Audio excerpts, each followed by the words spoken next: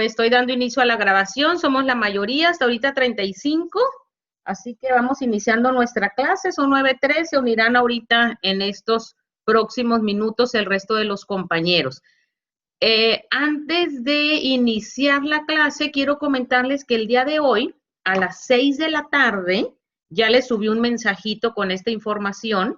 A las 6 de la tarde tenemos sesión de la Academia de Ciencias Penales de nuestra Facultad de Derecho. Los profesores que impartimos materias aledañas al derecho penal hemos conformado o le hemos dado seguimiento a lo que es la academia. Es una de las instancias que se establecen en todas las facultades o escuelas de la universidad a fin de, bueno, como maestros fortalecernos en el área, tener compartires en áreas que somos afines y obviamente generar espacios también para ustedes, espacios en donde podamos compartir fuera del aula un poquito más de estos conocimientos en la materia penal. El doctor Abraham Cortés, quizá alguno de ustedes lo conozca o le haya dado clases, es actualmente el presidente de la academia. El caso es que hoy a las 6 de la tarde, de manera virtual, tenemos nuestra sesión y como invitado tenemos a un doctor que maneja el tema sobre imputación objetiva. Entonces, dejen, ahorita les doy el nombre exacto. Es muy importante, jóvenes, que se den el tiempo, por favor, de entrar al Facebook. Estoy buscando nada más el nombre completo del doctor.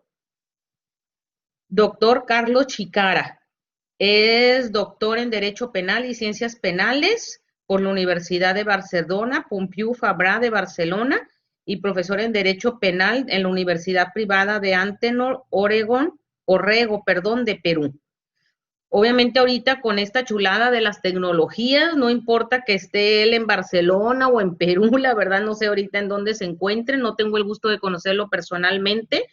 Sé que es una persona muy destacada en la materia y el tema que va a impartir es imputación objetiva de resultados producidos a largo plazo en derecho penal. Hemos platicado nosotros la teoría de la imputación objetiva, por eso me interesa que lo sigamos. Yo voy a entrar a la plataforma de Zoom como socia de la academia, como asociada de la academia, pero el público en general lo puede seguir por el Facebook de la facultad.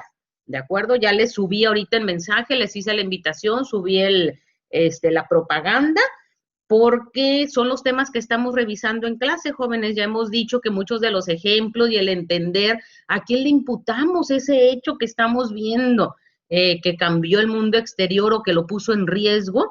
Bueno, entonces la teoría de imputación objetiva, dijimos, nos da esos lineamientos a seguir para los análisis que estamos haciendo en clase, ¿de acuerdo?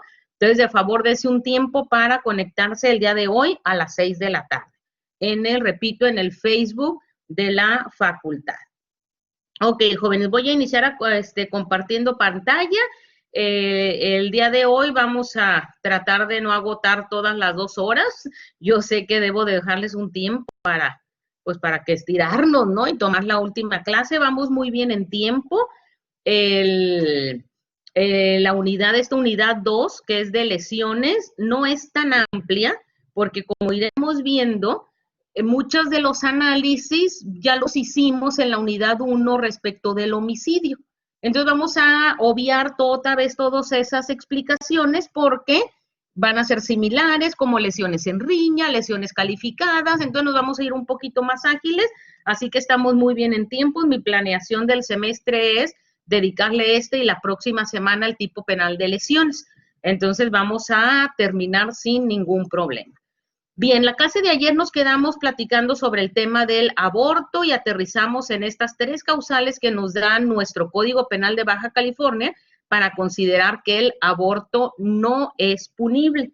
Fue como que ya muy acarrereado, pero platicamos del aborto culposo, en donde hay una imprudencia, un descuido de parte de la madre, de tal suerte que penalmente no se le atribuye ese reproche o esa responsabilidad por la pérdida de la vida del producto. Y comentamos, no obstante, que pudiera haber una línea muy delgada entre esta culpa con representación en donde prevés como posible, pero confías que no pase, seguiría siendo culposo y seguiría cayendo en la fracción primera. Pero si acaso ese tecito que se tomó, la probabilidad me llevó a pensar a mi sujeto activo, a decir, híjole, a lo mejor pierdo el producto, pero me conformo con el resultado. Pues no importa.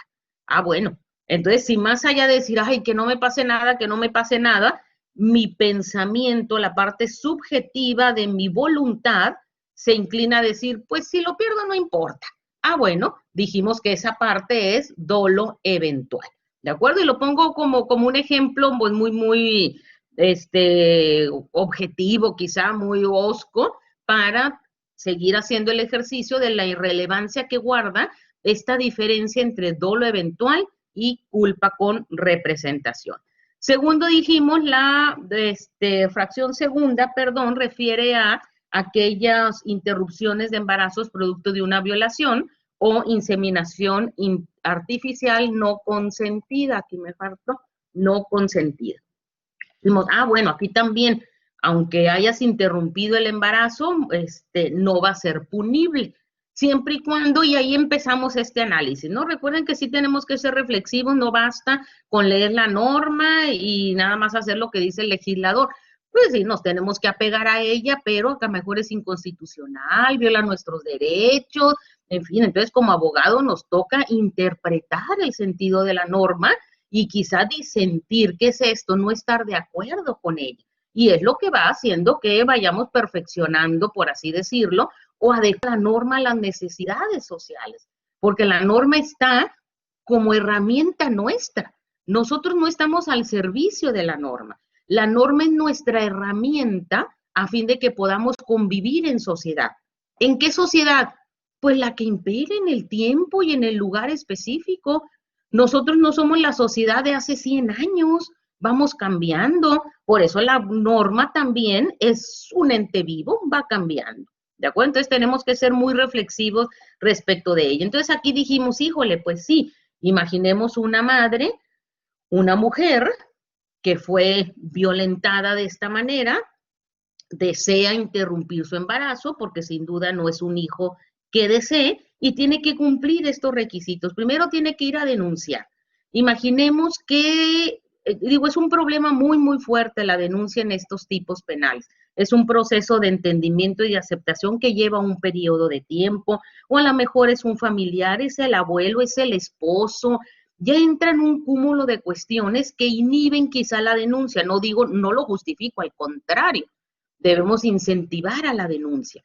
Pero cuando ustedes empiecen a ejercer el derecho o a identificar y sensibilizarse con las realidades de las víctimas, también jóvenes alcanza uno a entender que uno no puede ser agresivo con las decisiones de las personas.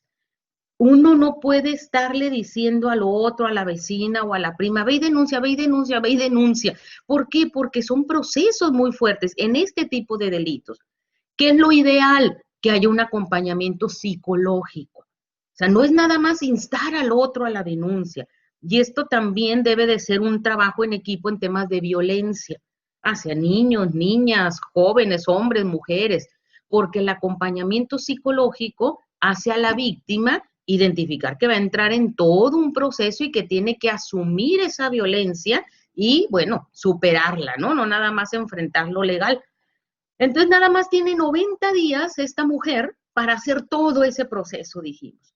Si en 90 días no los aprovechó para ir a denunciar, que el Ministerio Público compruebe el hecho. ¿Cuál hecho? Pues que la violaron o que la inseminaron artificialmente sin su consentimiento.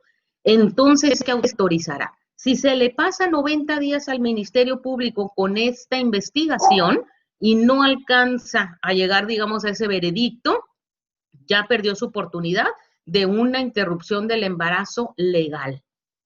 Y legal, dijimos, en cualquier parte de la República, porque terminados los 90 días, dijimos, son las 12 semanas en donde en la Ciudad de México no es delito. Pues sí, no es delito, pero a partir del día 1, después de la semana 12, sí es delito. Que dijimos es muy similar a estos 90 días, las 12 semanas. Entonces, al día 91, esta mujer va a decir, ¿y ahora qué hago? No puedo ir a interrumpir mi embarazo a ningún lado. Y repetimos, el embarazo producto de esta vejación. ¿Qué opción se le deja? Y no lo estoy diciendo si está bien o está mal, nada más estoy afrontando una realidad. La opción que tiene esa mujer, si es que continúa con su deseo de interrumpir el embarazo, es ahora caer en el clandestinaje, en poner en riesgo en su salud y sin duda cometer un delito, por lo menos para nuestra norma. Y por último dijimos el terapéutico. El terapéutico lo entendemos muy lógico, corre peligro la vida de la madre, bueno, hay que optar por el bien jurídico más viable. Dijimos, no quiere decir que la vida de la madre tenga más valor, pero lo que pasa es que está por morirse la madre. Claro está, y se tendrá que firmar anuencias y demás, se ponderará. Si la vida de la madre ya no es viable y se puede salvar el producto, bueno, ahí estará una ponderación de viabilidades, repito, no de bienes jurídicos, porque las dos vidas tienen el mismo valor. Aquí el análisis, la reflexión que yo les hacía ayer es, ¿qué pasa dentro de esto terapéutico y donde de salvaguardar la vida de la madre puesta en riesgo? ¿Qué hay de la calidad de vida del producto? ¿Qué hay de aquellos productos que vienen con deficiencias en su formación que van a implicar una vida no digna, por decirlo de alguna manera? Una vida de sufrimientos, malformaciones genéticas, una situación que en muchos casos jóvenes, en la mayoría, si no se tiene una condición económica medianamente estable, se vuelve todavía mucho más crítico. Hay historias, pero fuertes, fuertes, tristes, porque un niño con esas condiciones tan deplorables de salud, en situación de pobreza como la tenemos en nuestro país, en donde hay extrema pobreza y miseria alrededor de un 30%, ¿qué calidad de vida va a tener este niño o niña y en general la familia? Pero bueno, nuestro código no lo contempla. No le deja a la madre, no le permite el derecho a decidir sobre la vida digna de su hijo. De tal suerte que si decimos, oye, espérate, ya me hice estudios, la formación que trae mi hijo viene con tales deficiencias en su organismo que no es una vida viable. Pues lo siento, le dice la norma. Ese producto tiene que nacer. Va, ¿y quién se encarga de él? Yo creo que aquí, digo, no todo es pensar en lo catastrófico. ¿Quién se encarga de él? Oye, Estado, en cuestión salud, en cuestión del derecho a esta vida digna, no me estás dejando otra salida, digámoslo de alguna manera. Entonces, ¿qué políticas públicas o qué apoyo le está ofreciendo el Estado a esta mujer y a este niño o niña respecto de cuál está protegiendo la vida? ¿De acuerdo? Entonces, son temas que no podemos nada más hablar desde la periferia, desde juzgar a la mujer que interrumpe un embarazo, la vida de un producto, sino entrar a análisis mucho más a fondo y ser críticos. Y comentamos, aquí, más allá de decir estás en favor o en contra del aborto per se, lo que tenemos que analizar es qué nos brinda la norma para poder atender problemáticas como las que estamos platicando, realidades que las estamos viendo en el día a día. Entonces, ¿qué ofrece la norma? Lo que ofrece vulnera otro tipo de derechos y de garantías. Entonces, es esta como balanza, ¿no? Que se inclina para un lado y que se inclina para el otro, y claro, es difícil encontrar el equilibrio. Yo creo que aquí el punto es que la norma, como debe ser general, obviamente es su sentido ser general, nos aplica a todos. Ah, bueno, que la norma nos permita a todas y a todos del derecho a decidir bajo ciertos parámetros, sin duda. Entonces, bueno, es un tema que da para muchísima reflexión. Vamos a entrar ahorita al último análisis de la unidad 1, pero da pie al inicio de la unidad 2, que es lesiones. Nos pide la carta descriptiva, y digo muy atinadamente, analizar el tema de la tentativa. Es un tema que ya se revisó en su semestre anterior, en Fundamentos del Derecho Penal, por eso obviamente no me voy a ir a toda la extensión del tema. Quiero resaltar lo que dice la norma, por eso les dije ayer, háganme en favor de leer el artículo 15, que refiere a tentativa punible. Voy a poner aquí en rojo que esto está tremendo, delito imposible, desistimiento y arrepentimiento. ¿De acuerdo? En el análisis de este artículo es que voy a hacer el repaso de la tentativa. Recordemos que la tentativa analiza, voy a ponerlo aquí, la vida del delito, que es lo mismo que iter criminis. Iter criminis se le llama la vida del delito. Y decimos que la vida del delito tiene dos fases, fase interna y fase externa. ¿Sale? Solo como recordatorio. En la fase interna, y piensen este camino o vida del delito como el proceso de cualquier conducta, jóvenes.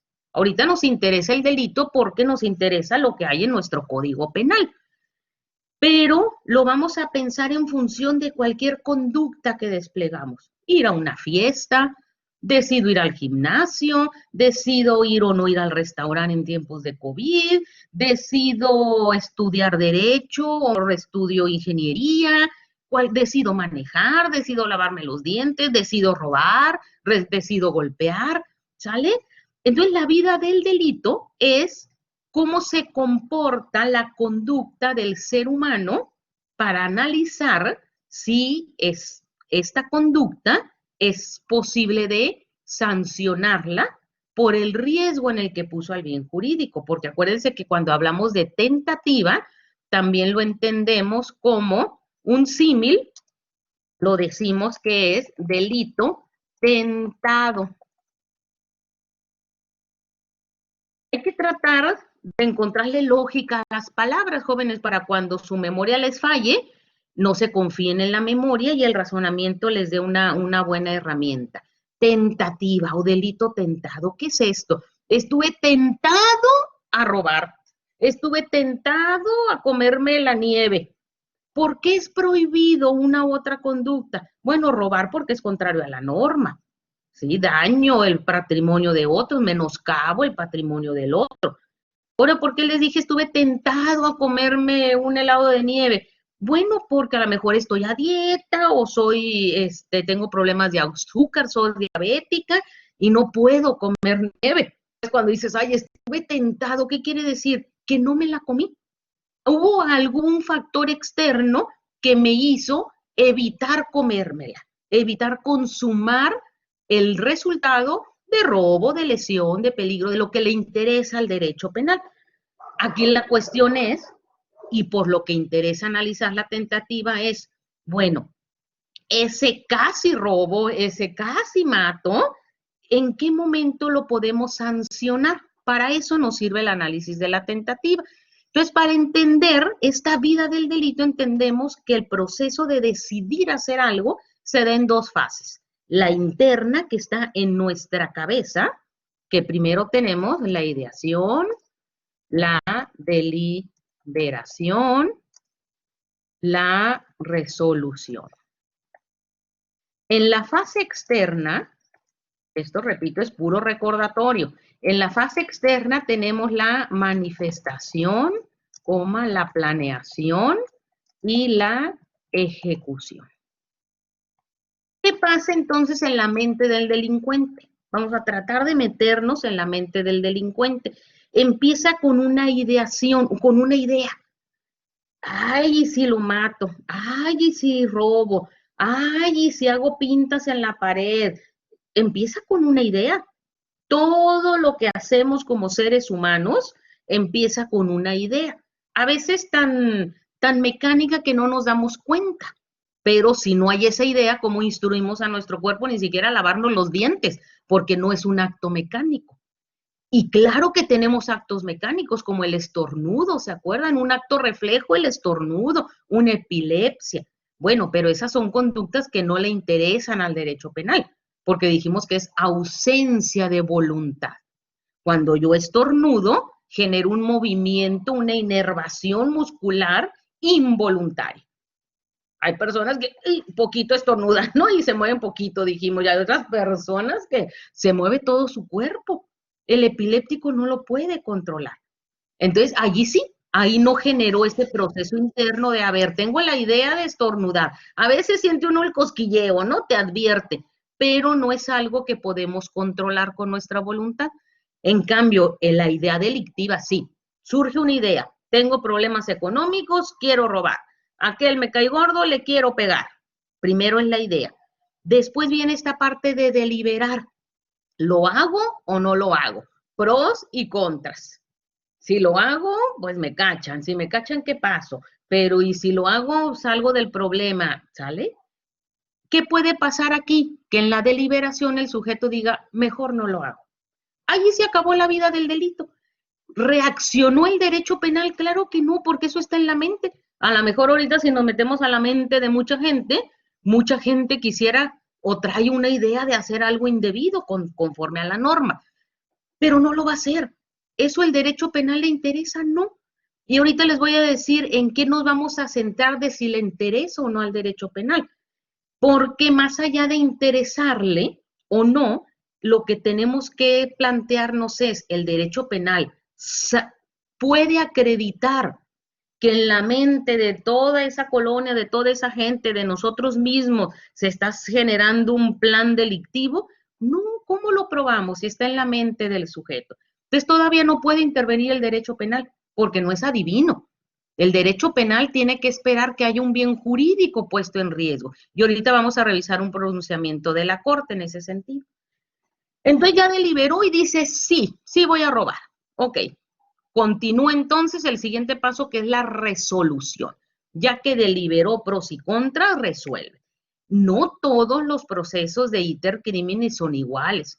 No es la misma hacer un plan de robar un Oxxo o de robar un banco, o el carterista que le llaman, el oportunista que ve en el transporte y ve el sujeto de al lado o a la mujer de al lado con su cartera mal puesta o mal puesta en el pantalón, a veces los hombres, o la mujer con la bolsa abierta y se ve la cartera. El proceso de fase interna puede ser muy corto, jóvenes. Ve la cartera que hay modo de robarla, no salió de su casa, no se subió al pecero con esa voluntad final. Él va a su trabajo, va a la escuela. Lo que pasa es que la vio allí y ya a la siguiente parada baja. Lo va a resolver entonces así. A ver, ¿la agarras o no la agarras? Decídete.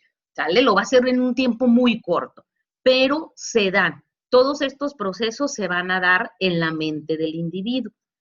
Fase externa es cuando ya exteriorizamos esa parte que es la primera, la fase interna. La primera exteriorización es la manifestación. Obviamente no siempre se materializa, ¿de acuerdo? Porque el delincuente no anda por allí diciendo voy a matar, voy a pegar, voy a robar, no anda diciendo por allí. Pero habrá casos en que sí lo exteriorice. ¿Con quién? Pues a lo mejor con sus amigos o con quien ocupa generar esta coautoría, porque lo tiene que hacer entre dos o más. Entonces habrá casos en que sí, tal cual de su boca salga, oye, tengo esta idea, ¿le entras o no le entras? ¿Lo exteriorizó? Sí. Pero habrá otros casos en que no le diga a nadie, calladito la boca, va y paz, le pega al otro. Pues lesiones, ¿de acuerdo? Pero en caso de sí materializarse, ya es fase externa. Ya entonces, con esa mera manifestación, ¿puede sancionar el derecho penal? Todavía no, porque a lo mejor es un hablador. Si es una persona que dice, te voy a matar, pero no tiene ni con qué, pues dirás misa, porque a mí ni miedo me das, le va a decir el otro, ¿no? Todavía el derecho penal no puede sancionar. El derecho penal, repito, tiene que esperar que se den dos cosas. Primero, identificar que haya un bien jurídico puesto en riesgo. Y segundo, la idoneidad de los medios, ya hemos platicado un poco de ello. Idoneidad de los medios es que si la vida está en riesgo, identificar que lo pone en riesgo es un medio idóneo, un arma, una persona fuerte, una bolsa de plástico para asfixiar, una distancia corta en donde diga, no, sí, ahorita hasta con su mano me ahorca, pero si no hay un medio idóneo para concretar esa amenaza, por así decirlo, entonces la vida no está en riesgo como tal. Es compleja sin duda la tentativa, pero nos dices, todavía no puedo sancionarte, incluso no puedo sancionarte en la planeación, que es ese siguiente paso. ¿Ya lo manifestó o no? Repito, ahora tiene que planear. Igual, no todas las planeaciones requieren lo mismo. Ustedes no planean igual su salida a la escuela de todos los días que una salida a una fiesta, una boda, unos 15 años, ¿verdad? Que se planea distinto, qué me voy a poner, en fin, a qué horas, quién va a pasar por mí, quién va a ir. En cambio, a la escuela, hasta medio dormidos, ya vamos en la mañana, ¿no? Ya es se vuelve una parte de una rutina. Bueno, como les digo, el carterista que ve la oportunidad, planeo mucho, no, nada más tiene 2, 3 minutitos para planear. Entonces lo va a hacer rápido. Una conducta delictiva más compleja, imaginemos un secuestro, requiere una planeación, claro. Allí por lógica requiere una planeación de mucho más elementos a considerar. ¿Lo podemos sancionar a quien está planeando un secuestro? Todavía no. Y no porque el derecho penal diga, ay, por si me equivoco. Lo que pasa es que no alcanza a identificar el bien jurídico puesto en riesgo. Ejemplo, imaginemos que estamos en el Home Depot, que no es anuncio, ¿no? Es nada más una tienda en donde venden mucho material o en cualquier otra que se les ocurra. El caso es que la persona que está enfrente de nosotros por pagar en la caja, vemos que lleva lo que hemos oído, visto en las noticias que usan para secuestrar. Lleva cinta canela o masking tape de esos gruesos, lleva mecate, lleva bolsas de plástico negras y por ahí hasta se encontró una cobija que vendían ahí, lleva una cobija. Ustedes ya empiezan con toda esta información que empiezan a tener, ya hasta empezamos a ver qué conducta puede ser delito, ¿no? Y dicen, ay, híjole, este va a cometer un secuestro. Y le llaman a la policía, al Ministerio Público, para que lo detengan por tentativa de secuestro. Va a decir el Ministerio Público, no, espérate. ¿Cómo sé yo que su voluntad final está dirigida a secuestrar? Y resulta que son materiales que podemos tener todos en casa, jóvenes, que se hacen una piñata, una fiesta, es material que pueden ocupar para la bolsa para tirar la basura, la cuerda para colgar la piñata, el tape para poner globos, qué sé yo, o sea, va a ser una piñata esa persona o va a secuestrar, no lo sé, pero el derecho penal no es adivino, no se puede adelantar, sería violentar derechos al por mayor. ¿A qué se va a esperar? A la ejecución, jóvenes. Entonces, el primer acto ejecutivo externo, fíjense que no es desde la fase externa, porque la fase externa, repito, es la manifestación y la planeación son partes de la fase externa. Ahí no sanciona el derecho penal. Sanciona cuando se da paso a la primera fase de la ejecución. Ahora sí, imaginemos que esa persona que salió de la tienda con todo este material que les digo, ya está escondido atrás de un árbol, atrás de una esquina de una casa, pasa la víctima o la futura víctima y le empieza a perseguir. Allí ya empieza a materializar el riesgo puesto al bien jurídico. Y obviamente hablamos de tentativa, ahorita la vamos a leer, porque estuvo tentado secuestrarlo. No lo logró por causas externas. Vamos entonces, con este semblante de la tentativa, a leer el artículo 15 y nos dice, existe tentativa punible que es castigable, que se le puede imponer una pena, cuando la resolución, fíjense, ya resolvió, ¿qué vimos aquí en la fase externa? Ya antes de la fase externa, perdón, está la resolución, ¿sí? Cuando la resolución de cometer un delito se exterioriza, lo que les acabo de decir, la ejecución. Ya está manos a la obra, ya está correteando a la víctima. A partir de allí, ya es posible identificar su resolución y las voy a poner estas dos del mismo colorcito. Vamos a poner cuál nos gusta este. ¿Cuál es la resolución del señor este que está pagando en la caja enfrente de nosotros? Pues su resolución es ir a hacerle la fiesta a sus hijos. Ah, pues eso no le interesa al derecho penal. Pero yo sé qué le interesa al derecho penal cuando este sujeto exterioriza el primer acto tendente o el primer acto dirigido a secuestrar o a privar de la libertad. Ah, entonces allí sí, cualquier vecino, cualquiera de nosotros se le puede ir encima y someterlo y hablarle inmediatamente al Ministerio Público. A partir de allí sí se puede sancionar la tentativa. Entonces dice, cuando la resolución de cometer un delito se exterioriza, ejecutando la conducta que debería producirlo, o sea, ejecutando la conducta que debe producir este resultado en el ejemplo de secuestro, u omitiendo, porque ya sabemos que hay delitos de acción y o de omisión. La que debería evitarlo si aquel no se consuma por causas ajenas a la voluntad de la gente.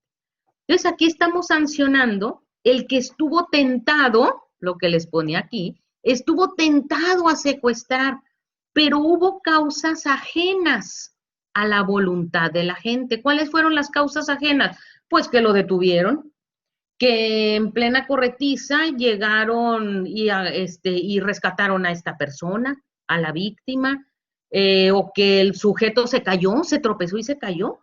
¿Se fijan? Contrario a su voluntad.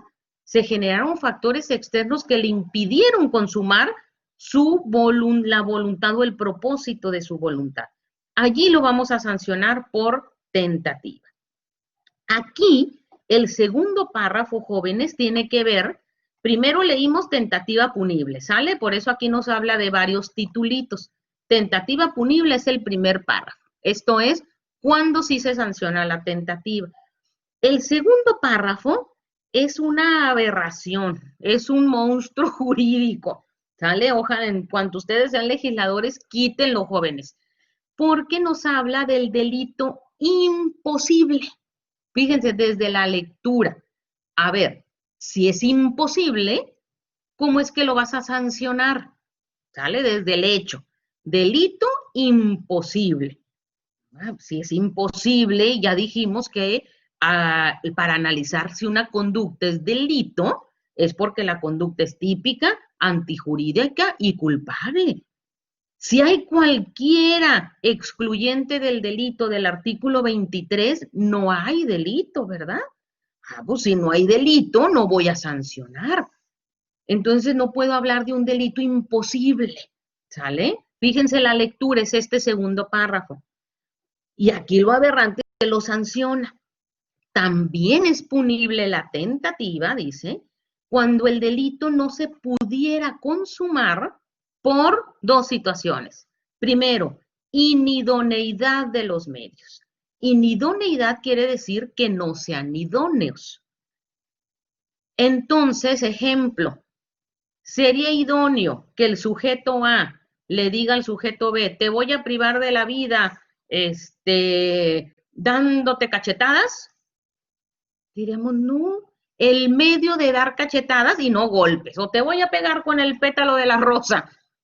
Con un pétalo de una rosa, así lo que es pegar, digo, ya si le pones venenito y se lo das a comer es otra cosa, pero pegarle con una rosa a una persona, y estoy exagerando porque quiero que sea muy visible el análisis, es idóneo que con una rosa cacheteando a otra persona se le prive de la vida, se le lesione pensando que no tiene espinas la rosa. Si tiene espinas, mínimo si las es cortaditas.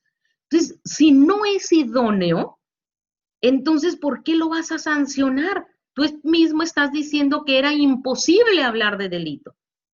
Segundo, por inexistencia del bien jurídico tutelado o bien del objeto material. Fíjense, si no existe bien jurídico, por eso lo han delito imposible. Si no existe objeto material, ¿quién es el objeto material? En lo que recae la cosa. A ver, se robó el plumón, pero no existía el plumón, porque de robo dijimos que se robó. El objeto material es el plumón, pero no existe el plumón. Caray, Pues entonces, ¿de qué te voy a sancionar? Esto parece sancionar las intenciones. Ah, es que yo entré a la oficina de la profesora a quererme robar el plumón verde, pero pues no había nada, entonces no me robé nada. Pues no cometiste delito ni tentativa de robo, porque ni existía. ¿Qué pasa cuando analizamos erróneamente las intenciones y resulta que como hecho hay un cuerpo en el suelo sin vida? Y dice, pues alguien lo mató, ¿sale? Están testigos que dicen que el sujeto A privó de la vida a B. Y se hacen pruebas de radisonato de sodio, que es que el sujeto A sí disparó el arma que identifican las entradas de bala de este sujeto. Es la misma arma. Entonces, toda la lógica nos lleva a pensar, pues, que A mató a B con disparo de arma de fuego. Pero resulta que después de la autopsia se identifica que las balas se entraron en el cuerpo, porque todo eso se puede analizar, el día de hoy, el día de ayer a las 10 de la mañana. ¿Vale? Entraron las balas en el cuerpo a las 10 de la mañana y los testigos dicen que como a las 10 de la mañana oyeron detonaciones, chalala. El cuerpo ahí está sin vida en su recámara, en el baño, en la cama. Pero resulta que de la autopsia hay evidencia que la causa o la hora de muerte, sin poner la causa, la hora de muerte fue 9 de la mañana, 8 de la mañana. ¿Qué quiere decir? Que para las 10 de la mañana que le disparó, el sujeto pasivo ya estaba muerto. ¿Qué es esto? Ya no había bien jurídico de la vida. Homicidio es privar de la vida a otro. Si este otro ya no tiene vida, ya no hay homicidio, porque no puedes matar a un muerto. Veremos si cae en el capítulo del bien jurídico del respeto a los muertos, que ya se tuvo que hacer un nuevo apartado de la no vulneración a un cuerpo sin vida. Pero A no puede privar de la vida a quien ya está muerto. Y eso es lo que está diciendo aquí el segundo párrafo. También es punible cuando no existe bien jurídico. Entonces estamos sancionando la intención que tenía A de matar a B. Y eso ya está contrario a derecho. Eso era derecho penal de autor. Te sanciono porque eres malo. Lo querías matar. Pues sí, pero no lo maté. Como defensa, ahorita vamos a decir, estamos frente a un derecho penal de acto, no de autor. No es si es malo o es bueno. El derecho penal no es, no sé, no es la moral. El derecho penal nada más dice, ¿qué hiciste? ¿Tu conducta generó este resultado? Como defensa le vamos a decir no, porque los disparos del arma de fuego de mi cliente no generaron el resultado de muerte. Ah, entonces ya tendríamos que averiguar entonces de qué se murió. Ay, pues que infarto. Ah, pues bueno, muerte natural. Ah, envenenamiento. Ah, caray. Entonces a lo mejor aquí hay un tercero y él sí es el responsable, porque la conducta de envenenó a el sujeto pasivo cuando sí había bien jurídico. Y esa sería otra historia. Pero no podemos sancionar a nivel de tentativa cuando ni siquiera hay bien jurídico. Déjenme en el 80 y algo o 78 nada más para darles la punibilidad. Esto es cómo se sanciona en términos, aquí está, miren. Artículo 80, jóvenes. Para que ustedes anoten por ahí y después lo lean con calma. Artículo 80. A los responsables de tentativa punible, que es el primer párrafo, se les aplicará las 2/3 partes del mínimo hasta las 2/3 partes del máximo. Esto es, por ejemplo, si tenemos 15 como mínimo, guión, ahorita lo voy a borrar porque obviamente esta no es la, esto es para consumado, ¿no? Espero que me sigan. Si no me alcanzan a seguir, interrúmpame. Imaginemos que X delito tiene una punibilidad de 15 a 30. En grado de tentativa, nos dice, le podemos poner Las 2/3 partes, 2/3 partes de 15 es 10. Hasta las 2/3 partes del máximo, que es 20. Esta es la punibilidad, recuerda que dijimos, punibilidad, el rango o el margen en donde el juez puede imponer la pena. Ok, imaginemos que X delito consumado se va a sancionar entre 15 y 30. Pero en el caso de tentativa, en tentativa, el margen que tiene el juez va a ser menor. ¿Por qué? Porque no consumó, no alcanzó a dañar el bien jurídico. Le va a poner entonces entre 10 y 20. ¿Cuándo 10? Cuando el riesgo al bien jurídico es poco. Y aquí no lo dice. Más adelante dice, el máximo o el mínimo se aplicará en base, dice al siguiente párrafo, al grado de aproximación al momento de consumación. Si estaban ya por consumarse, le pueden poner la máxima, que son estos 20. Si el inicio del primer acto ejecutivo externo estaba todavía lejos de consumarse, se podrán ir a la mínima, ¿sale? Esto es para el primer párrafo. Sigue diciendo este artículo 80 en el segundo párrafo. En caso de delito imposible, que estamos en este segundo párrafo, que es el que tenemos que quitar en cuanto podamos, se impondrá hasta la 1/4 parte de la pena prevista. ¿Qué quiere decir? Que aquí, me la estoy poniendo, 4 por 4, 16, me la estoy poniendo fácil en las matemáticas, para dar el ejemplo. Imagínense que aquí estamos con el delito Y, que tiene una punibilidad de 16 a 40, ¿sale? En tentativa imposible, le daríamos, dice, hasta una 1/4 parte. ¿Qué es esto? Una 1/4 parte es 4 y de 40 es 10. En este rango, o sea, claro que se reduce muchísimo. En la tentativa acabada son hasta las 2/3 partes. En el delito imposible, pero este va acá arriba. En el delito imposible, el legislador dice que es benévolo. Dice, no te voy a sancionar como la primer tentativa. Nada más te voy a imponer una 1/4 parte. Si el delito Y es de 16 a 40, en tentativa imposible yo te voy a imponer entre 4 y 10 años. Imagínense que el delito Y es secuestro, es homicidio. Dices, no, espérate, ¿por qué le vas a imponer 4 años a mi cliente que le disparó un cuerpo sin vida si mi cliente no lo mató? Por lo mismo, porque no había bien jurídico. ¿O cómo le vas a imponer delito de robo del plumón verde como objeto material si no existía el plumón verde?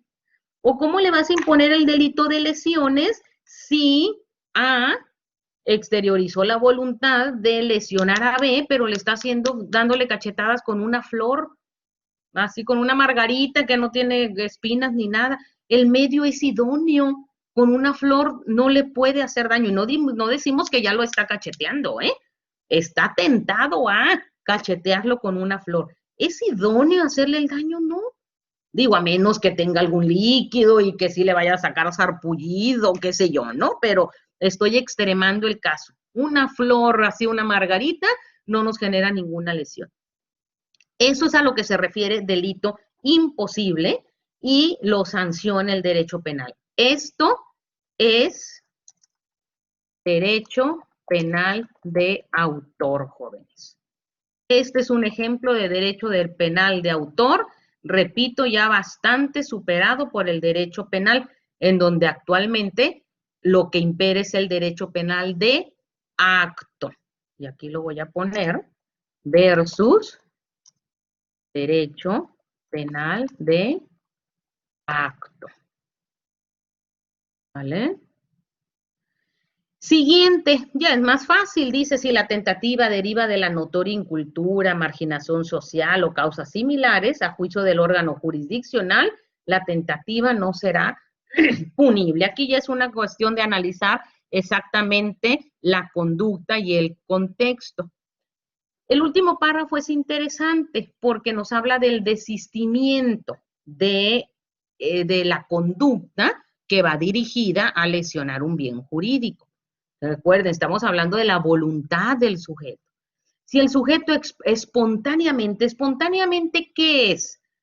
Que la deliberación del sujeto lo hace generar una nueva conciencia y dice, no, mejor no le sigo. Eso es espontáneo. Si dice, no le sigo porque ahí viene la policía o porque ahí viene toda la colonia encima de mí, eso no es espontáneo. Eso ya es consecuencia de las nuevas circunstancias. La espontaneidad quiere decir, él en su fuero interno echa marcha atrás porque racionaliza o analiza de nuevo las cosas y dice no. Es como si volviera a hacer esta deliberación. Dice, mejor no le sigo. Entonces, espontáneamente se desiste de la ejecución o impide la consumación del delito. En estos casos, no se impondrá pena o medida de seguridad alguna. Nos dice, a no ser que los actos ejecutados constituyan por sí mismo un delito, en cuyo caso se impondrá la pena o medida señalada. ¿Qué quiere decir esto, jóvenes? Que desistirse o arrepentirse impide la consumación, es igual a arrepentirse. Por eso aquí arriba nos habla de incluso arrepentimiento. Desistirme. Desistirme es siempre no le sigo. A lo mejor está el ladrón por querer romper las cerraduras de la tienda a la que va a entrar a robar y dice mejor no. Y ya es más, hasta deja tiradas ahí todas las herramientas o las pinzas que llevaba. Se desistió. Arrepentimiento sería, ya rompió, ya está en el interior, ¿sí? Y incluso ya tiene el dinero consigo, ya consumó el robo, fíjense. Y se pueda dar el arrepentimiento siempre y cuando se puedan, dice la doctrina, retrotraer los efectos. Con retrotraer nos referimos que puedas echar reversa sin que genere la lesión al bien jurídico. Imaginemos que el sujeto va con la mochila, ya lleva el dinero, una backpack, y se arrepiente. Dice, no, mejor aquí dejo el dinero. Siempre no. Todavía no suena la alarma, todavía no se ven las sirenas del carro, ¿de acuerdo? Por eso es espontáneo. Allí pudiéramos decir que el arrepentimiento del robo fue efectivo. Aún repito, cuando el robo, lo vamos a ver más adelante, es de consumación instantánea. Desde que se apoderó ya está consigo. Sin embargo, aquí obviamente cuando estamos en un supermercado hablamos del análisis que el robo se consuma cuando salimos del supermercado, porque mientras yo echo cosas al carrito no me las estoy robando, estoy dentro del inmueble y voy a ir a pagar. Si me brinco a la caja de pago y me salgo con cosas sin pagar, allí se dará el robo. Pero bueno, en este caso que estoy poniendo de ejemplo, sin duda la voluntad final claramente no era ir a hacer compras al Oxxo mientras estaba cerrado, ¿no? Era la voluntad final, la vera de ir a robar. Y deja ahí las cosas. ¿Se le va a considerar el arrepentimiento a su favor? Sí. No obstante, ya cometió la conducta de daño en propiedad ajena, por ejemplo. Ya hizo rompimiento de cerraduras, quizá el de allanamiento de morada. Por eso nos dice, bueno, si se generan otros resultados, se le impondrá la sanción de esta. Entonces, se desistió, no entró, o bien impide la consumación, ahí deja el dinero, o quería ir a pegarle a alguien o a privar de la vida, cualquier conducta, e impide la consumación.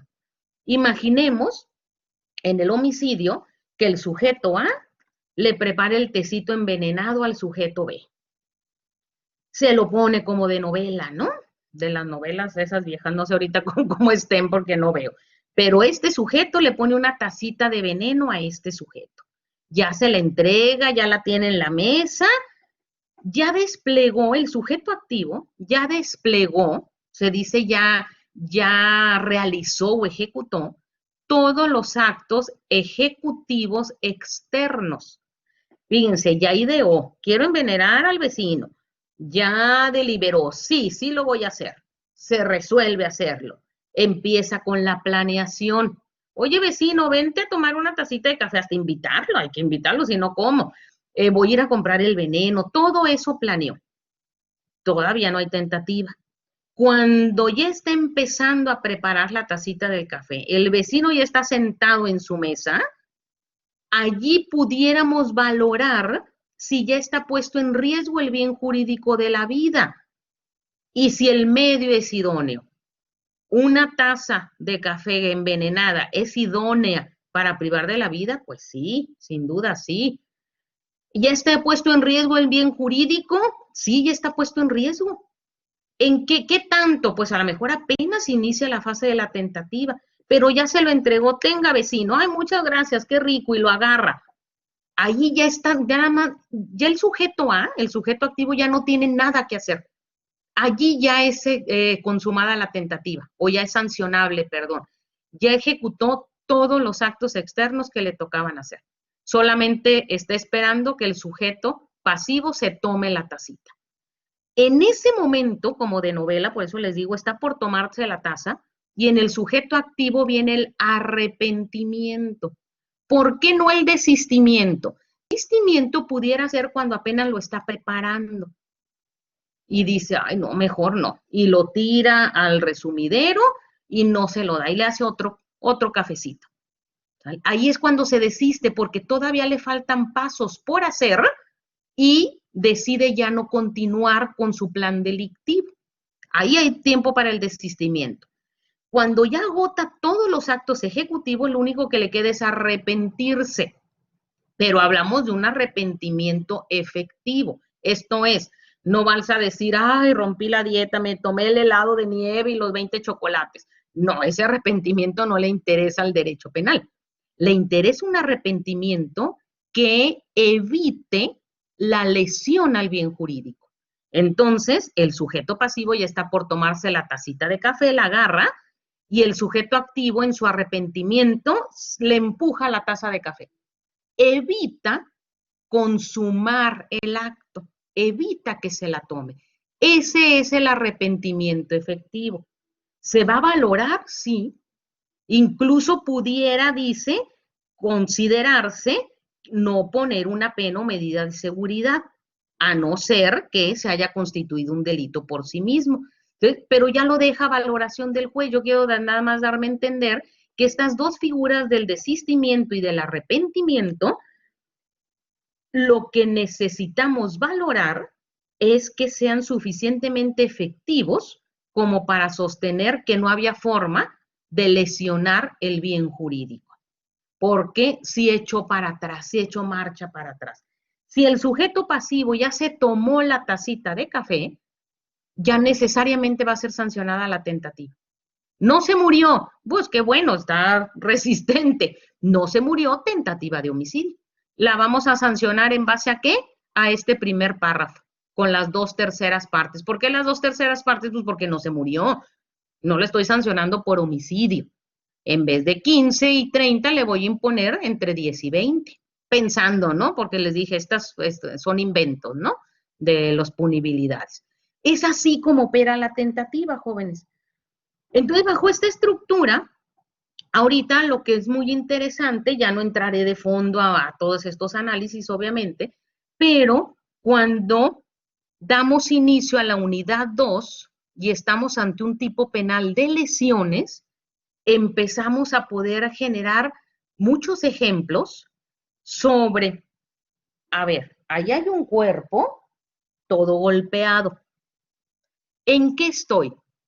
¿Estoy frente a lesiones consumadas o frente a tentativa de homicidio? Y no me voy a meter en la cabeza del sujeto activo para preguntarle, oye, ¿qué querías hacer? ¿Nomás le querías poner una buena golpiza o lo querías matar y no lo lograste porque te detuvieron? Claro que no, porque él va a decir lo que le favorezca su defensa. ¿Qué es el tipo? Ahorita vamos a ver el desglose, pero lesiones, dice. Sencillo, comete el delito de lesiones y aquí es la unidad 2, entramos así seguidito. Nuestro propósito igual es conocer los tipos penales que lesionan o que ponen en riesgo el bien jurídico de la salud del individuo, ¿de acuerdo? No la salud pública. La salud pública son los delitos que tienen que ver con narcotráfico, dañamos la salud pública de todos. Aquí es la salud personal, ¿de acuerdo? Entonces, lesiones es causar un daño al otro en la salud. O sea, bien sencillito. Pero repito, aquí hay un sujeto que está todo golpeado. Fíjense, no lo pongo acostado, no está muerto. Está así más o menos. Está todo golpeado. Este es el sujeto activo. Entonces nos tenemos que preguntar, ¿de qué lo voy a sancionar? De lesiones consumadas, porque A lesionó a B, le causó un daño en la salud, sí está, pobre como Santo Cristo, que dice uno. O lo voy a sancionar por tentativa de homicidio. Fíjense este pronunciamiento de la Corte. Dice, no está aquí. No está acá. Seminario judicial. Fíjense, dice, es una jurisprudencia, ya ustedes deben saber buscar tesis, esta es una jurisprudencia del 2015, homicidio en grado de tentativa. Para acreditar que el activo puso en peligro la vida de su víctima, es necesario que el juez valore integralmente si los actos que llevó a cabo, fíjense, fueron idóneos, lo que estamos viendo. El cachetear a alguien con una margarita de los pétalos de la rosa, ¿es idóneo para poder generar la muerte? Pues no. Entonces dice, tiene que valorar de manera integral si los actos fueron idóneos. Y no solo que el perito médico certifique que las lesiones causadas al pasivo lo colocaron en real peligro de muerte. Vamos a ver qué explica. Lo voy a agrandar. El delito de homicidio en grado de tentativa requiere que se coloque en peligro la vida de la muerte. ¿Ven cómo hablamos del peligro? ¿Peligro de qué? De un bien jurídico. Aquí hablamos del bien jurídico de la vida. Ok. Primero se debe poner en peligro la vida de la víctima o cualquier bien jurídico. Sin embargo, la acreditación de este elemento no depende de que un perito médico certifique que las lesiones causadas al pasivo lo colocaron en peligro real de muerte. Va a decir el perito, híjole, sí, mira la golpiza que le pusieron, está en peligro de muerte. Eso no quiere decir que el bien jurídico necesariamente o que la conducta que estamos analizando es homicidio. Dice, sino que es necesario que el juez, como rector del proceso, valore integralmente a partir de los datos que arroje la causa natural. ¿Qué es esto? Los datos objetivos, aquellos que son visibles a los sentidos. Tiene que valorar si los actos ejecutivos, es lo que estamos platicando, ya estos actos externos de esta fase última del iter criminis, fueron idóneos para poner en peligro la vida del sujeto activo. Bien jurídico tutelado por la norma. ¿Cuál norma? Esta norma del homicidio. Entonces, aquí es de donde desprendemos que la Corte dice, a ver, para sancionar la tentativa debes de valorar dos cosas. Primero, ¿qué bien jurídico se puso en riesgo? Segundo, la idoneidad de los medios. Entonces, si este sujeto está herido por arma de fuego y este sujeto le disparó, y ahorita voy a pues tomar una deliberación muy a la ligera porque habría muchos factores que analizar. Pero a ver, el arma de fuego nos tenemos que preguntar, ¿qué bien jurídico puso en riesgo? Puede ser la salud. ¿En cuándo pudiera ser la salud? Porque los balazos están en el pie. Pues sí, duele mucho y se está desangrando. Y ahí es donde tenemos que valorar la idoneidad del medio. ¿El revólver es idóneo para privar de la vida? Pues claro que sí, pero también tenemos que valorar cómo lo usó. Si con la pistola, en vez de detonarla, le está dando golpes, tendríamos que pensar igual, un golpe en la cabeza de una pistola te rompe el cráneo. Pero si los golpes son al cuerpo y a las piernas. Ah, bueno, el medio y la forma de emplearlo es idóneo para poner en riesgo la vida y tendríamos que valorar de manera integral. Pues no, lo que se puso en riesgo es la salud. Ah, logró menoscabar la salud al darle todos esos golpes con la pistola en la pierna. Pues sí, mira, más le quebró un hueso, le quebró el fémur y está todo morado. Ah, lesiones consumadas.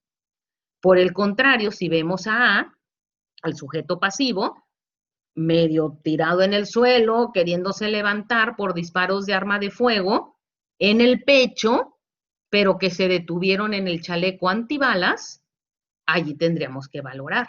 A ver, la misma pistola, pero la idoneidad de su uso. ¿Qué bien jurídico pusieron en riesgo? ¿Solamente la salud? Decimos, no, pusieron en riesgo la vida. No se consumó el homicidio por un factor externo. ¿Cuál factor externo? Pues el chaleco antibalas. Ah, pero hay elementos naturales, elementos objetivos que nos permiten comprender la voluntad final de A.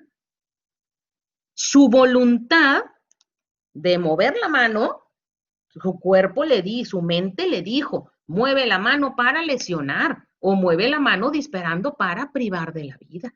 Entonces ahí podemos, es como meternos en la cabeza, fíjense qué interesante esta teoría del delito, es como meternos a la cabeza del sujeto activo para decirle, no me digas que lo querías lesionar, si le tiraste al pecho, es más, le tiraste a la cabeza, pero alcanzó a poner ahí un escudo, la tapadera del basurero y por eso desvió la bala. Entonces tu voluntad final sí iba dirigido a privar de la vida. ¿Sale? Entonces, ¿qué quiere decir? Que si nada más analizamos una pericial médica no es suficiente, porque una pericial médica me va a decir, pues el sujeto B está herido de bala, o el sujeto B tiene el fémur roto. ¿Sí? Eso no es suficiente. De elementos objetivos, el juez tiene que valorar qué bien jurídico estaba en riesgo, la salud o la vida. Entonces ahí es donde podemos discernir y saber, ¿tengo tentativa de homicidio o tengo lesiones consumadas? Y obviamente esto está del día a la noche en punibilidad, jóvenes. No es la misma que a su cliente le imputen una tentativa de homicidio en donde ya dijimos que cuando es tentativa acabada son las 2/3 partes. Entonces, ¿qué dijimos? Un homicidio calificado porque si fue con arma, pensemos que hubo una ventaja. ¿Sí? Ahorita sí, a grosso modo, ya saben ustedes el concepto. Hubo una ventaja y el Ministerio Público le imputa tentativa de homicidio calificado. Y le va a imponer como mínimo las 2/3 partes. El homicidio calificado dijimos que es de 30 a 60, una cosa así. Quedémonos con la mínima de 30. Las 2/3 partes, ¿cuánto es? 20. A su cliente por tentativa de homicidio calificado le van a imponer como mínimo 20 años. ¿Qué van a decir ustedes? No, espérate, mejor me voy a las lesiones. Mi cliente no causó tentativa de homicidio. Obviamente, claro, repito, habrá que ver si tenemos los elementos para probarlo, porque el resultado pueda ser el mismo. Tenemos que valorar los factores naturales. El bien jurídico del sujeto pasivo no fue la vida, fueron las lesiones. ¿El medio era idóneo para lesionar? Sí, pero fíjate, Ministerio Público y juez, que el medio no era idóneo para privar de la vida, porque mi cliente le dio disparos al pie. Con disparos al pie no privas de la vida a nadie. Pero ahora viene la teoría de la imputación objetiva. Y dice, a ver, espérate. ¿Qué riesgo creó el sujeto activo al dispararle al sujeto pasivo al pie? Es distinto, todos los pies de todos pueden generar el mismo riesgo hacia la vida o hacia la muerte, ¿no?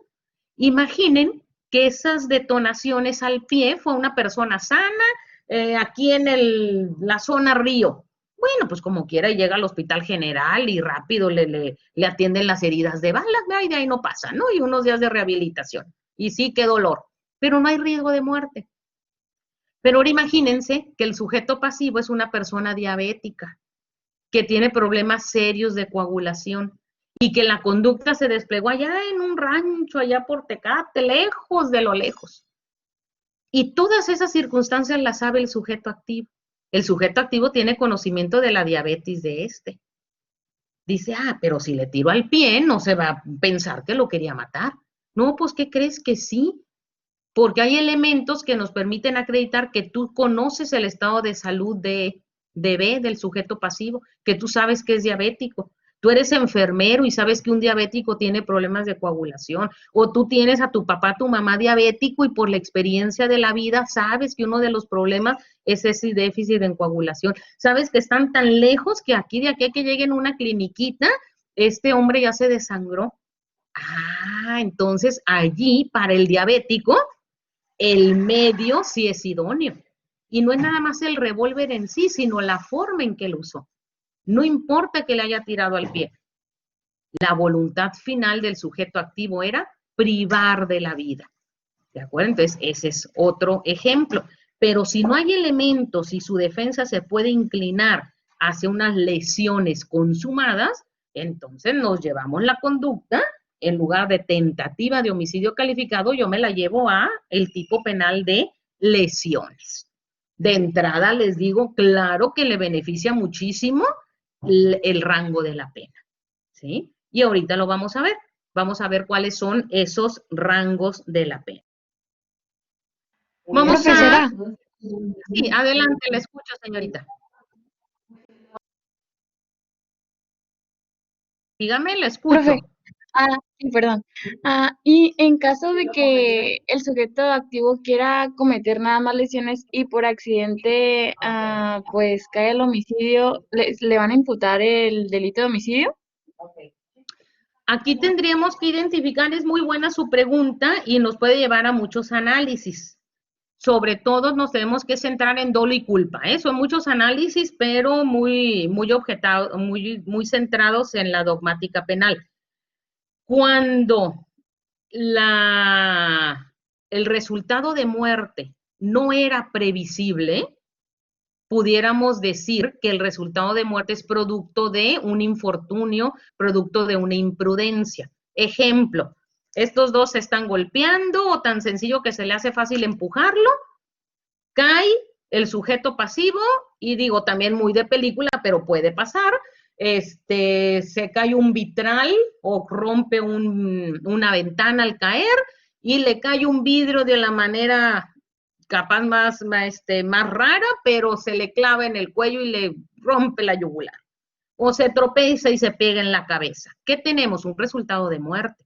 Tendríamos entonces que valorar la conducta de, oye, pero nada más estaban forcejeando, había una voluntad final de lesiones, pues sí, estaban forcejeando y se estaban dando ahí un poquito, pero el resultado es, el resultado de muerte no es imputable al sujeto A. ¿Por qué? Porque no era previsible.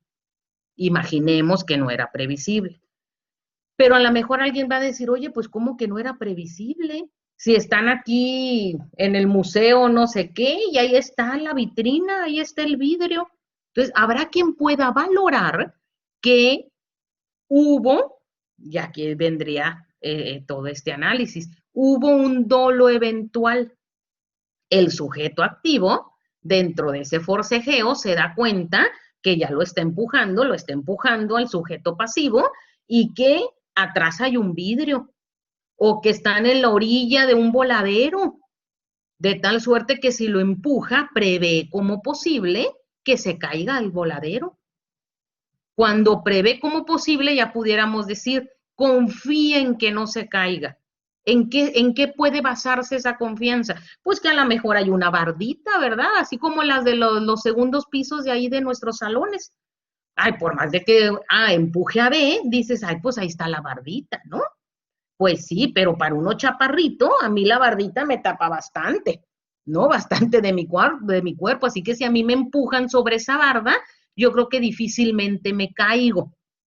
Si empujamos a una persona muy alta, jóvenes, la bardita yo creo que le va a llegar a la cintura o menos. Es más probable que de un empujón se caiga una persona más alta a yo que mido 1,55, claro, es más probable que la otra persona se caiga.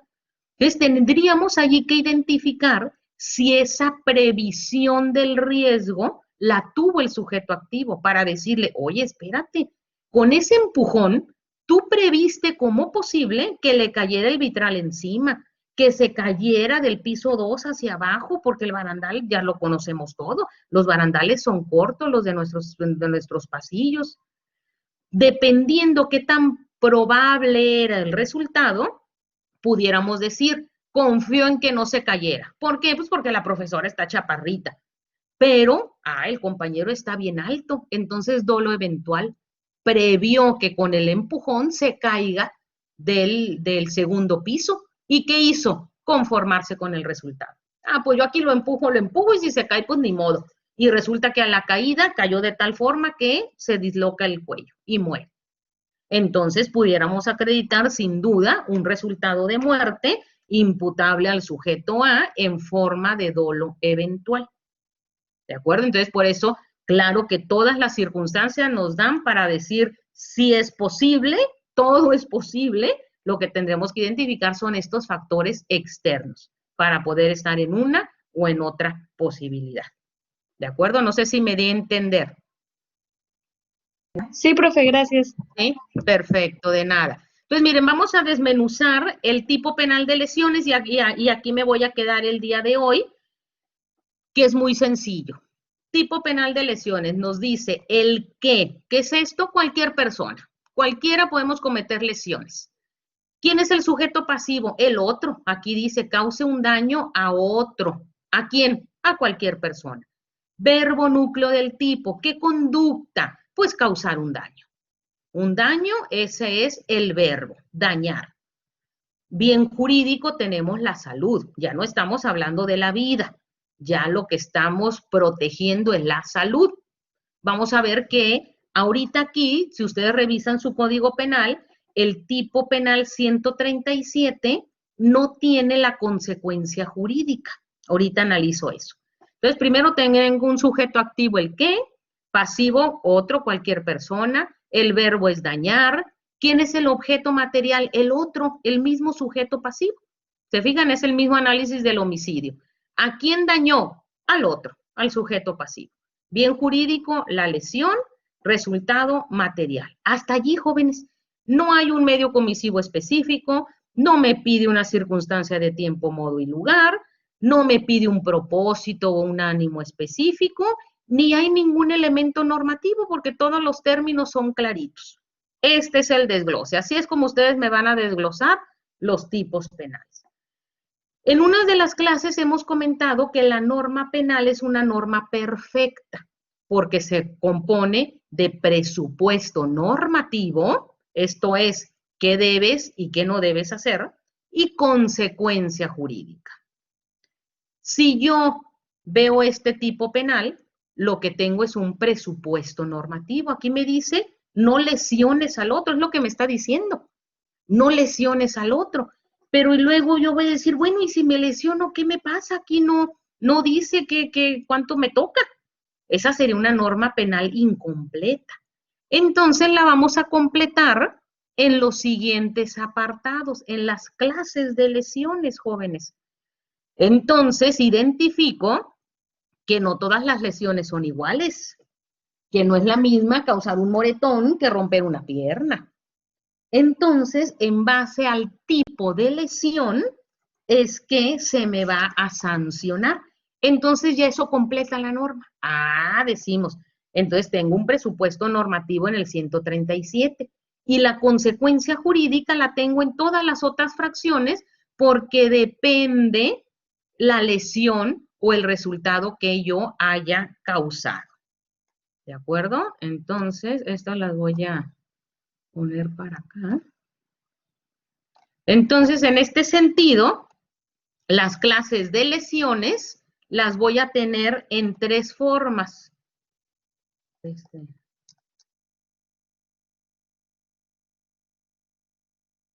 Por el tiempo de curación, por el resultado y aquellas que ponen en peligro la vida. Aquí esta la vamos a revisar también el 140, quiero que lo lean a mucho detalle, porque igual nos da el análisis de la tentativa. Ahorita me voy a ir a esa que andamos ya como más fresquecitos en la tentativa. Primero, obviamente, está prohibido lesionar al otro. Ahora voy a analizar y lo pongo de nuevo aquí por si, digo, hay cosas a lo mejor le toman foto, capturan pantalla, hacen sus notas o algo, porque luego van a tener ustedes que compilar todo esto, ya saben. Este es el desglose del tipo penal de lesiones. Entonces ahora decimos, ahora voy a irme a la forma en que se sancionan y nos vamos primero, vamos a analizar, repito, aquellas que ponen en peligro la vida, que son las graves, ¿ok? Nos dice 140, lesiones que ponen en peligro la vida.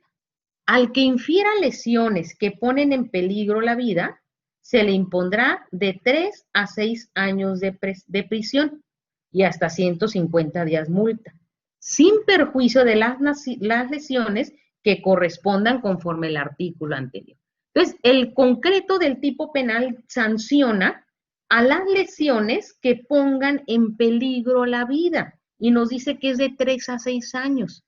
Entonces vamos a hacer, aquí es donde cabe el análisis que los ponía yo anteriormente. Está un sujeto cuya vida está en riesgo de la golpiza que le dieron. Entonces aquí tendríamos que analizar tentativa de homicidio o lesiones que ponen en peligro la vida. Si acreditamos que son lesiones que ponen en peligro la vida consumadas, sí.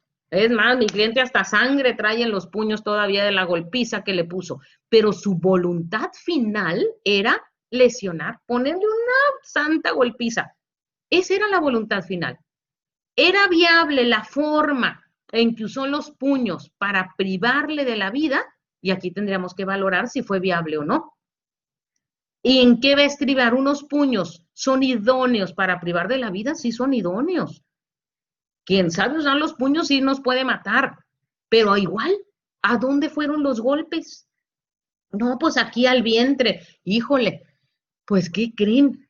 Que el sujeto pasivo acá tiene 3 días que salió del hospital, le hicieron apendicitis, trae todavía la cirugía, y el sujeto A conoce esa situación de desventaja de B y le dio 2, 3 buenos golpes dados justo allá a la herida.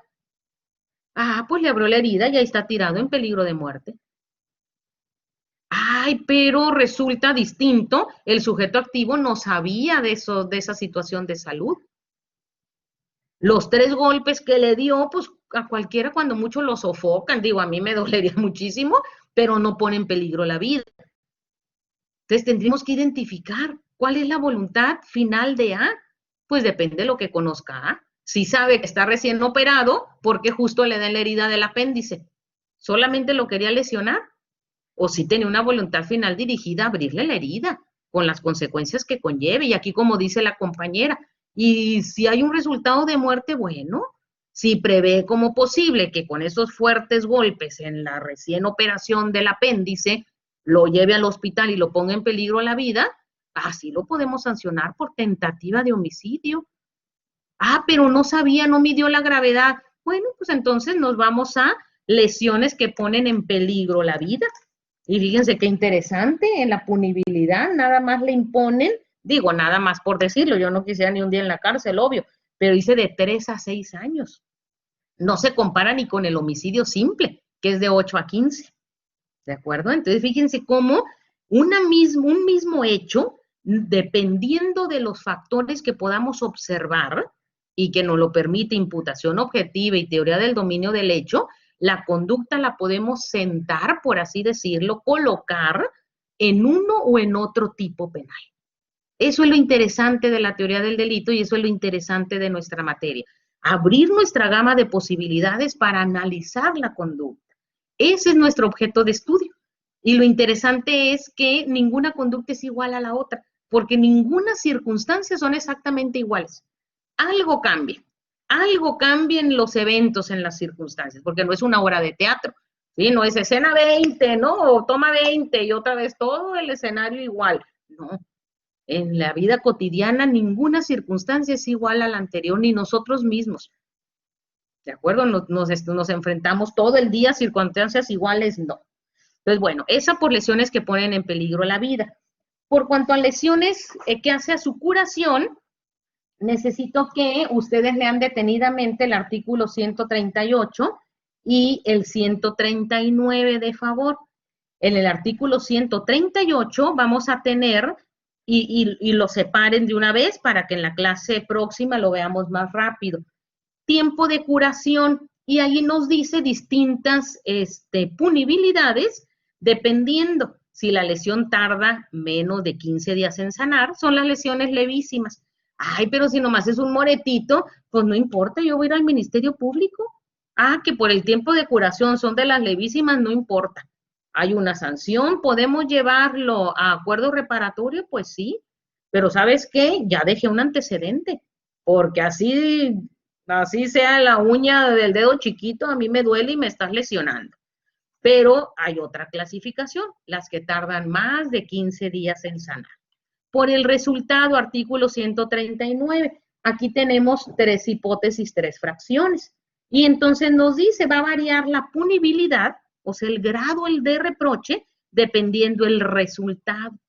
A ver, sujeto activo, tú lesionaste la salud del otro, le pegaste. ¿Qué resultado generaste? Ah, cicatriz en cara notable y permanente, fracción 1.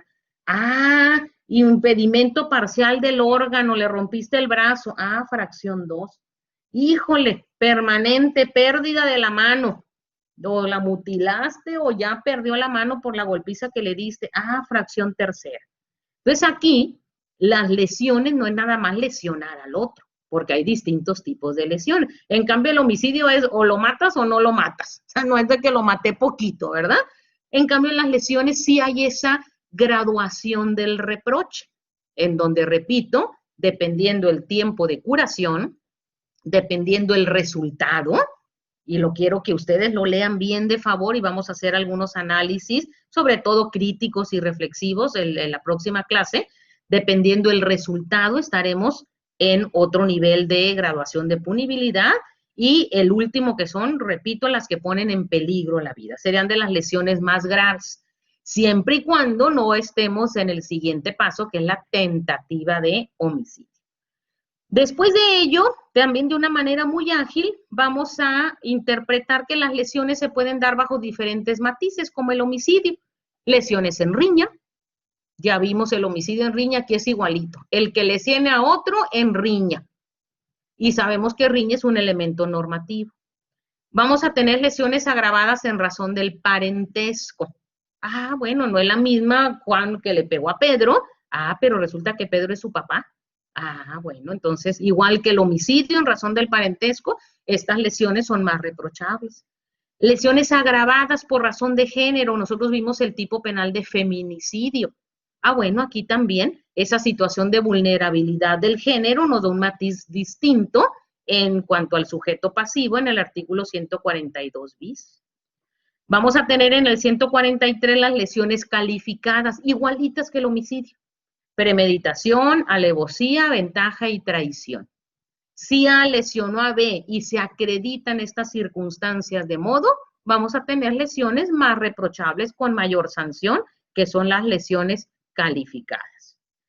Y vamos a ver las lesiones causadas por un animal en el artículo 145. Esta sí lo voy a poner aparte para desglosarlo. ¿Sale? Lo voy a poner aquí marcado para la siguiente clase lo podamos desglosar. Todas estas lesiones, bueno, estas primeras por el tiempo de curación, resultado y que ponen en peligro la vida, necesito que ustedes identifiquen en qué varía el reproche, ¿sí? ¿Por qué varía el rango de punibilidad y de castigo, por así decirlo? Vamos a hacer algunos análisis la próxima clase. Estas otras, riña, parentesco, género y calificado, simplemente les voy a pedir que las lean. El desglose va a ser similar al homicidio, nada más que en vez de privar, es causar daño. En lugar del bien jurídico la vida, aquí es la salud. Y todos los otros elementos son iguales. Todo el resto del desglose va a ser igual que en el homicidio. Ustedes revísenlo. Si tuvieran alguna duda en particular, lo vemos la próxima clase. Si no, esta parte yo la daré por atendido toda vez que la revisamos bastante a detalle para el tipo penal de homicidio. De tal suerte que la próxima clase veremos estas por curación resultado, las lesiones causadas por animal, y ya entraremos al tipo penal de omisión de auxilio y omisión de auxilio en caso de atropellamiento y peligro de contagio. ¿Sale? Entonces, ahorita nada más les el semblante de que vamos bien en los tiempos. La próxima clase estaremos hasta quizá terminando la unidad 2. No quiere decir que va a ser el cuestionario, ¿eh? El cuestionario va a ser hasta el martes, no el lunes. Aunque empecemos la unidad 3 el martes, daríamos igual al final de la clase el cuestionario de revisión de la unidad 2. Pues sería todo hasta ahorita, jóvenes. Voy a terminar de compartir pantalla. Si alguien tiene alguna duda, los escucho, jóvenes, antes de retirarnos de la clase. ¿Alguna duda o algún comentario? Sí, profe, yo tengo una duda sobre la unidad 1. Estaba haciendo mi desglose respecto al contenido que subió y me percaté que no tenía homicidio culposo ni ataques peligrosos. No sé si no los vimos o no. Yo creo que no los vimos. Es que ahorita nos pidieron a nosotros hacer una planeación simplificada de toda la carta descriptiva. Pero en la planeación simplificada ¿se los había dado? Sí, es el punto. Ok. Así creo. Sí, 1.4 y 1.6. Qué bueno que me comenta, porque tenemos tiempo para verlo la clase próxima. Aquí lo tengo. Homicidio culposo y ataques peligrosos. Ok, es muy sencillo. Lo revisamos, hemos hecho algunos ejemplos de ello, pero lo aterrizamos a los tipos penales. Qué bueno que me comenta, señorita. Lo vemos incluso a la clase que entra entonces. Sí, ¿vale? Gracias. Ok, gracias a usted. ¿Algún otro comentario, jóvenes? ¿Ninguno? Bueno, pues ahorita sí tienen un poquito más de tiempo de descansar, de estirarse.